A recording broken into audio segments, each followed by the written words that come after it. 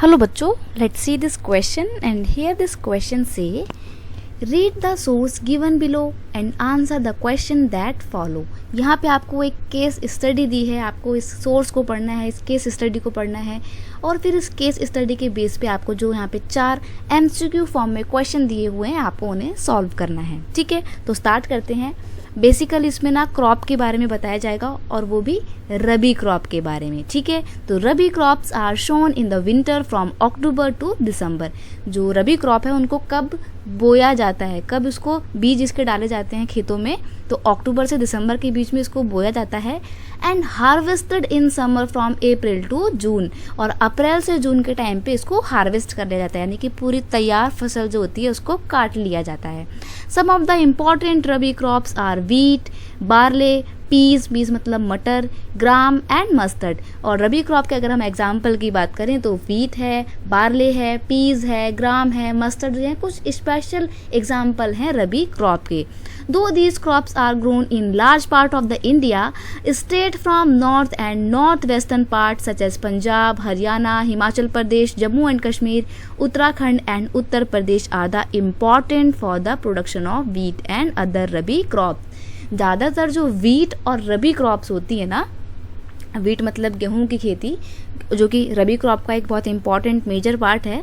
तो जो रबी क्रॉप ज़्यादातर उगाई जाती है वो नॉर्थ और नॉर्थ वेस्टर्न इंडिया में उगाई जाती है। ठीक है, तो यहाँ पे एग्जांपल कौन कौन से स्टेट के दिए गए हैं, Uttar Pradesh, Himachal Pradesh, Haryana, Uttarakhand, Jammu Kashmir etcetera. Availability of precipitation during the winter month due to the western temperate cyclone help in success of these crop. इन जो फसलें होती हैं, रबी क्रॉप जो होती हैं, इनको ग्रो करने में जो सबसे मेजर रोल प्ले करता है, जो इनको सपोर्ट करता है, वो कौन है, वो है वेस्टर्न टेम्परेट साइक्लोन। ठीक है, however the success of the green revolution in Punjab, Haryana, western Uttar Pradesh and part of Rajasthan has also been an important factor in the growth of above mention rabi crop. देखिए, जब से ग्रीन रेवोल्यूशन आई थी, green revolution कब आई थी, 1960 के decay में आई थी। और जब से ग्रीन रेवोल्यूशन आई है उसके बाद से क्या हुआ है, उसके बाद से क्रॉप प्रोडक्शन में ना एक रेवोल्यूशन देखने को मिली है। प्रोडक्शन बहुत तेज़ी से इंक्रीज हुआ है, लेकिन जो फ़ायदा है ना ग्रीन रेवोल्यूशन का, वो कुछ ही एरिया तक सीमित है, कुछ ही एरिया तक रिस्ट्रिक्टेड है। जैसे कि उत्तर प्रदेश के भी वेस्टर्न पार्ट को ज़्यादा फ़ायदा मिला है, पंजाब को फ़ायदा मिला है, हरियाणा को फ़ायदा मिला है, और कुछ पोर्शन राजस्थान का जो है उसको भी इस ग्रीन रेवोल्यूशन से फ़ायदा पड़ा है। तो इसका मतलब सिंपल सी बात यह है कि ग्रीन रेवोल्यूशन का जो एक प्रभाव था, जो एक इम्पैक्ट था, वो हर जगह इक्वल देखने को नहीं मिलता है। ठीक है, The slash and burn agriculture is known as milpa in Mexico and Central America। देखिए, अब यहाँ पर ना बात की जा रही है स्लैश एंड बर्न एग्रीकल्चर की। स्लैश एंड बर्न एग्रीकल्चर क्या होता है, एक बार इसको आप थोड़ा सा समझ लीजिए। इसमें क्या किया जाता है, एक मान लीजिए फॉरेस्ट का एरिया है, तो यहाँ पर जो भी फॉरेस्ट है ना, उनको काट के साफ कर दिया जाएगा इस पूरे लैंड को। ठीक है, काट देंगे और जो थोड़ा बहुत बचा हुआ कूड़ा करकट होगा उसको जला देंगे। तो जो राख बचती है ना, उसी राख में अलग अलग क्रॉप्स के बीज को बोया जाता है, शोन किया जाता है। ठीक है, तो ये जो जला के खेती की जाती है इसको बोला गया स्लैश एंड बर्न एग्रीकल्चर।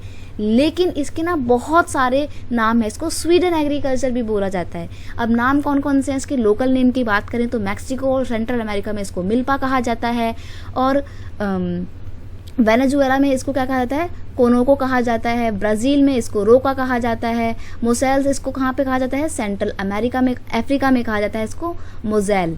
ठीक है, लेडिंग इसको इंडोनेशिया और श्रीलंका में भी इसको लेडिंग ही कहा जाता है। और अगर हम वियतनाम की बात करें, जो कि इंडिया के पास में एक छोटी सी नेबरिंग कंट्री है इंडिया की, तो वियतनाम में इस पूरी फसल नहीं, इस क्रॉप प्रोडक्शन के प्रोसेस को क्या बोला जाता है, रे बोला जाता है। ठीक है, इंडिया में ना इसके बहुत सारे लोकल नेम है जो स्टेट टू स्टेट वेरी करते हैं। तो इंडिया में क्या क्या नाम है वो भी देख लीजिए। बेवार एंड धैया कहा जाता है इसको मध्य प्रदेश में। ठीक है, पोडू एंड पिंडा इसको कहा जाता है आंध्र प्रदेश में।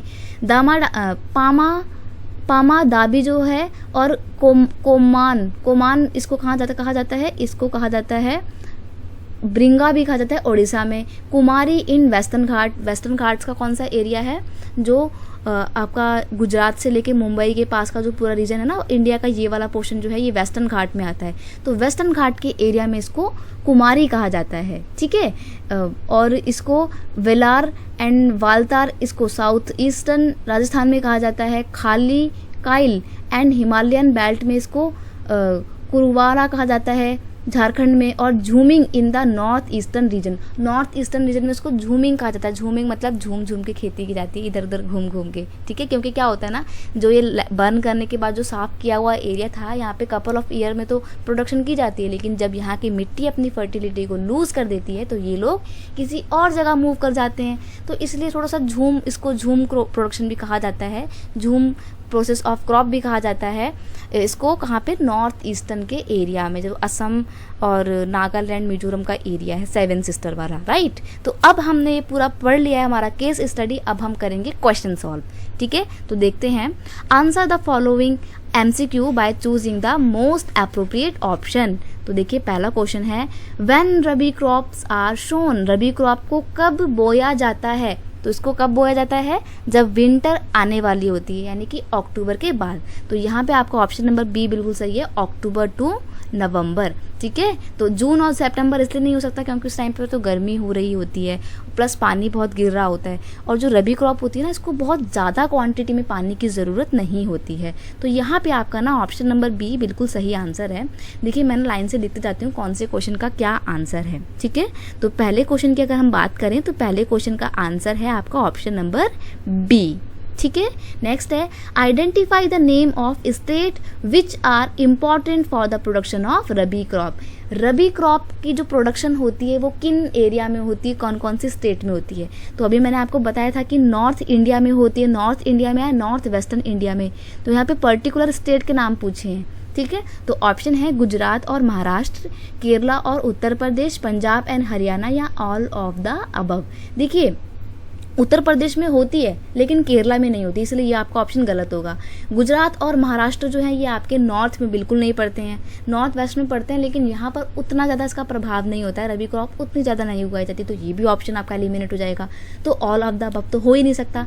बचा कौन सा आपका? Option number C. तो आपका वो बिल्कुल सही आंसर है कि पंजाब और हरियाणा में रबी क्रॉप जो है बहुत अच्छे से ग्रो की जाती है। तो ऑप्शन नंबर आपका सी सेकंड का आंसर है, ठीक है।